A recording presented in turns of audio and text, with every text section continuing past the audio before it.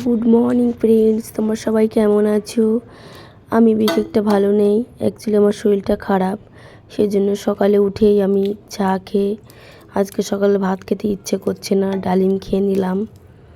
দেখো ডালিমটা বেছে নিচ্ছি। অ্যাকচুয়ালি আমার শরীরে গায়ে রক্ত কম আছে, ডাক্তারে বলেছে ডালিম খেতে আর কুলেখাড়ার রস খেতে, সেই জন্য আমি ডালিম খাচ্ছি। সকালে উঠে জানি না কী হবে, আবার বমি বমি হয় কি না।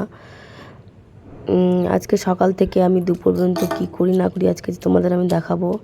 ডালিমটা আমার খাওয়া কমপ্লিট হয়ে গেছে। দেখো একদম পুরো পাগলি পাগলি লাগছে। ভিডিওটা স্কিপ করবে না, তোমরা পুরো ভিডিওটা দেখবে। আর আমার এটা হচ্ছে দ্বিতীয় ছোট্ট ভিডিও।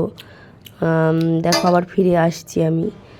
এই যে দুপুরে স্নান করে পুজো দিয়ে আমার হয়ে গেছে, স্নান পুজো দেওয়া হয়ে গেছে। এসে আমি রান্না খুব একটা করি না, শাশুড়ি মাই রান্না করে। আর দেখো বাইরে প্রচণ্ড রোদ, আর কি গরম পড়েছে, মনে হচ্ছে মুখটা একদম পুরো ঝলসে যাচ্ছে। বাইরের দিকে তাকাতেই পাচ্ছি না। ঘরে চলে এলাম ফোন নিয়ে।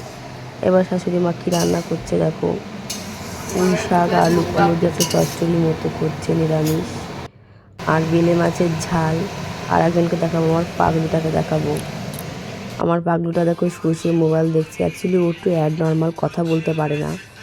দেখো তাকাচ্ছে আর রেগে যাচ্ছে। খুব প্রচণ্ড গরম তো, সেজন্য নিচে শুয়েছে। ও স্নান হয়ে গেছে, স্নান করে এসে হাসছে আমি ভিডিও করছি বলে। ওকে খেতে দেবো, দুপুরে সবাই খাওয়া দাওয়া করবো। ও ভাত খাচ্ছে, তারপরে আমরা খাবো।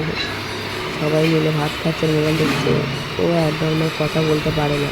তোমরা প্লিজ কিছু মনে করবো না, যেটা সত্যি সেটা আমি বললাম। আর খাওয়া দাওয়া করে ঘরে চলে এলাম। ঘরে চলে এসে রেস্ট নেবো, একটু ঘুমোবো।